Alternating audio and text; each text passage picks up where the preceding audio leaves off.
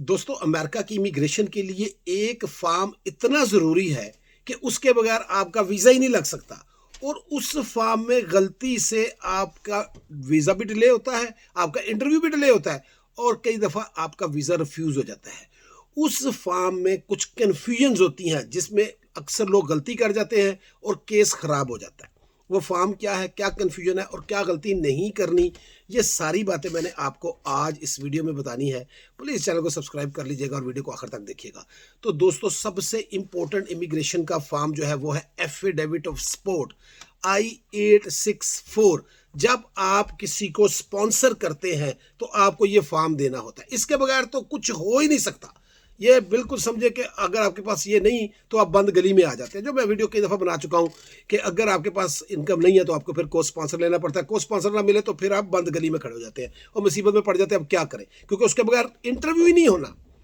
अब आ गई अगली बात, I-864 कौन दे सकता है? पहली बात, जिसने स्पॉन्सर किया हुआ है, जो मेन आपका पटिशनर है, वो I-864 देगा। अब सवाल आता है, यार उसकी तो इतनी इनकम नहीं है तो वो कैसे उसको करे? तो उसके साथ वो अपने फैमिली मेंबर को, हाउस होल्ड मेंबर को, जो घर में रहता है 18 साल से ऊपर है, उसको मिला सकता है। जब वो हाउस होल्ड मेंबर की इनकम को ऐड करेगा अपनी इनकम के साथ तो एक और फॉर्म फिल करेगा और उसका नंबर क्या है? I-864A। अब खाली I-864 नहीं होगा, I-864A होगा, क्योंकि अब वो अपने हाउस होल्ड मेंबर, वो बंदा, वो मेंबर जो उसके घर में रहता है, उसके घर का हिस्सा है, इसलिए I-864A लगेगा। अब वो कहता है कि नहीं यार, ये दोनों को, मियाँ बीवी है या बाप बेटा है, जो भी है, इनकी इनकम मिला के भी इनकम पूरी नहीं हो रही, मुझे तो एक और बंदा चाहिए बाहर से भी। तो वो एक और ज्वाइंट स्पॉन्सर लेगा। वो जो ज्वाइंट स्पॉन्सर होगा वो फॉर्म फिल करेगा I-864। वो ए नहीं करेगा, क्योंकि वो आपकी हाउस होल्ड किसको कहते हैं? घराने को। याद रखें, हम घराना कहते हैं, फैमिली कह लें, जो भी है उसको हाउस होल्ड कहते हैं। जो घर में लोग इकट्ठे रहते हैं वो हाउस होल्ड है। सादा लफ्जों में बता रहा हूं ताकि हर बंदे को समझ आ जाए। तो हाउस होल्ड का जो बाहर का बंदा, चाहे वो अंकल है, चाहे वो भाई है, चाहे कोई भी है, वो हाउस होल्ड का मेंबर नहीं है।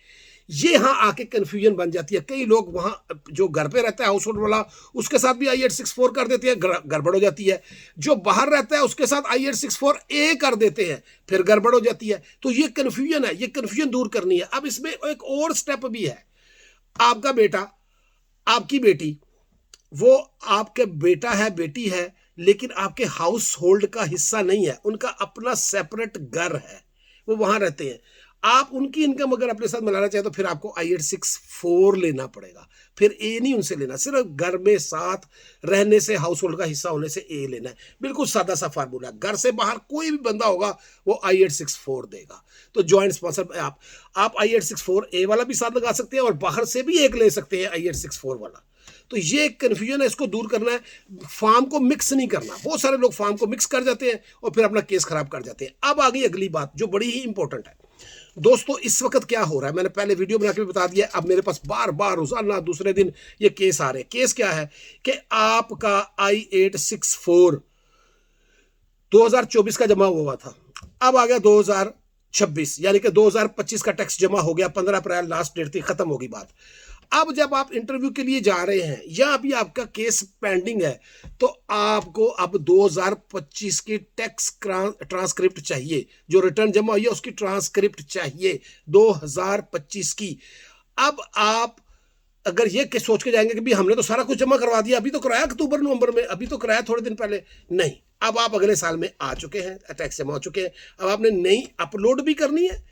अगर अपलोड करने की आपको इजाजत नहीं देता तो आपने वो साथ इंटरव्यू में लेके जानी, क्योंकि बहुत सारे लोग अब मुझे बता रहे हैं जी हम इंटरव्यू के लिए गए, उन्होंने ट्रांसक्रिप्ट मांग रही है। अब ट्रांसक्रिप्ट में भी एक अभी मसला है।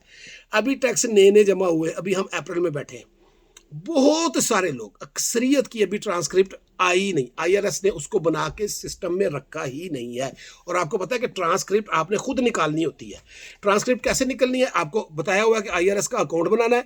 वहां जब आप अपना अकाउंट बनाएंगे वहीं वो आपको ऑप्शन देगा कि आप अपनी ट्रांसक्रिप्ट को यहाँ से डाउनलोड करके प्रिंट कर सकते हैं या सेव करके अपने कंप्यूटर पे, फ़ोन पे सेव करके उसको आगे भेज दें और फिर या अटैच कर दें।